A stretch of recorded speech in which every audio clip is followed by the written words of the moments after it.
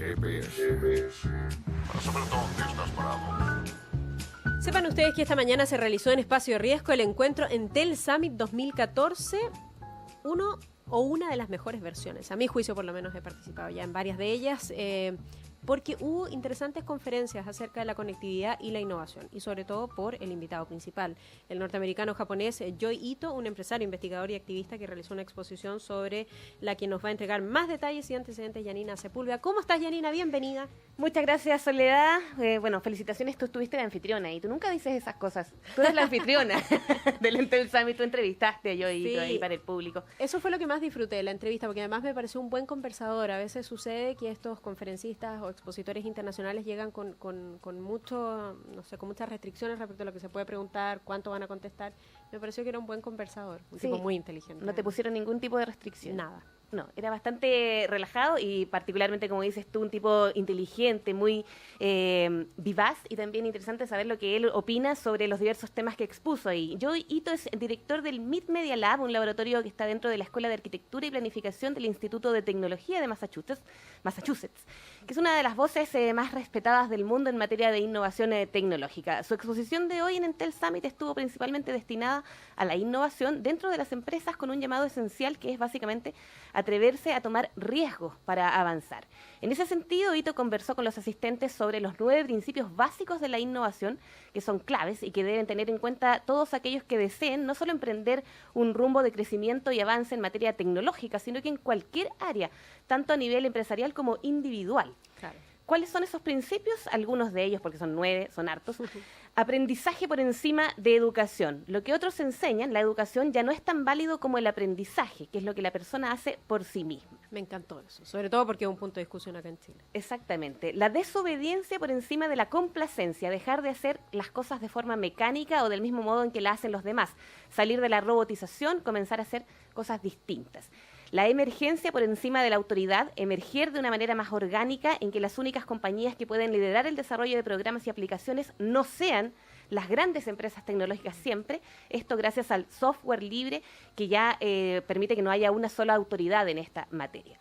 Resistencia por encima de la fuerza, resistirse a lo tradicional conlleva poder innovar, y riesgo por encima de seguridad, es bueno tomar riesgos para descubrir cosas inimaginables, dice Joi Ito. También la práctica por encima de la teoría, el aprendizaje tradicional no es tan válido como lo que la persona decida aprender más allá y que se atreva a experimentar. Él mismo dice, el fracaso es una forma barata de aprender, ¿no? En este sentido, ¿cuál es el consejo práctico para las empresas?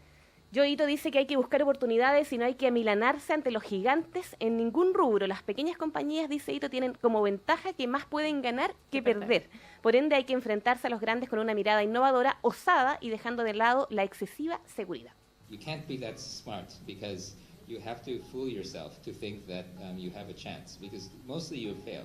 This gets a little bit complicated because for society it's great that so many people in Silicon Valley are trying. No puedes ser tan inteligente, tienes que engañarte a ti mismo y decirte que tienes la oportunidad, porque la mayoría de las veces fallarás. Es un poco más complicado porque para la sociedad es genial que tanta gente lo esté intentando y esté dando tantas ideas, pero la mayoría está fracasando. Y para la gente que fracasa es difícil. Algunos de ellos triunfan. Creo que en un ambiente en el que alguien no esté tomando estos riesgos es difícil crecer para las compañías.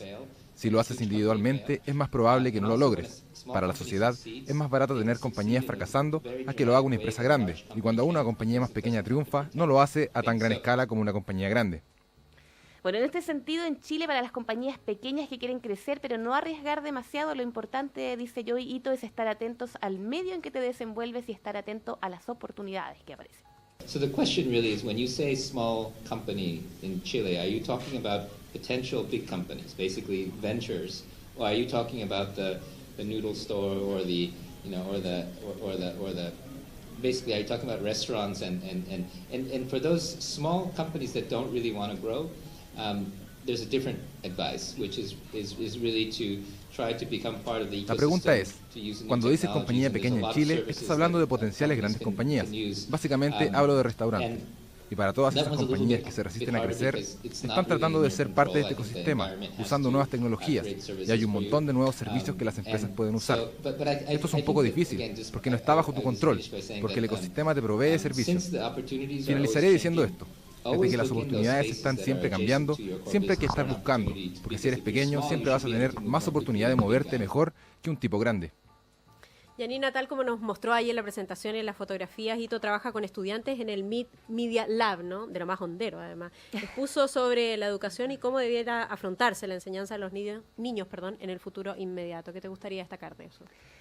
Me gustaría destacar lo que tiene que ver con un principio que los educadores más avanzados en el mundo entero están practicando desde hace tiempo, que es enseñarles a aprender, más que impartir conocimientos teóricos sin que ellos participen activamente. O sea, se dice que lo que tienes que intentar es que los niños aprendan por sí mismos, que ellos busquen el aprendizaje y no necesariamente entregarles conocimientos para que ellos vayan acumulando en su cabecita y den una prueba y luego se acabe el conocimiento, se borre rápidamente de su cerebro. Pero por sobre todo tener en cuenta que los niños aprenden socialmente, dice Ito, el concepto de peer-to-peer learning o aprendizaje entre pares, y que aprenden mucho más fuera del colegio que adentro. La tecnología de hoy es aprendizaje y eso es lo que se debe potenciar, según Ito. In America, at least, there's a huge fear of kids and adults communicating too much because of a lot of the safety issues that we have. But I think adult interaction, mentors with students is extremely important. En Estados Unidos, al menos, hay un gran miedo. Tanto niños como adultos lo comunican gracias a los problemas de seguridad que tenemos. La interacción de los adultos con los mentores es muy importante en nuestro estudio. La última parte que he estado estudiando es el aprendizaje entre pares. ¿Has visto cuando los niños juegan Pokémon o estos juegos de cartas? Los antropólogos dijeron esto. Cuando ves a esos niños jugándose entre ellos, cuando ves a estos niños jugando entre ellos, se están enseñando.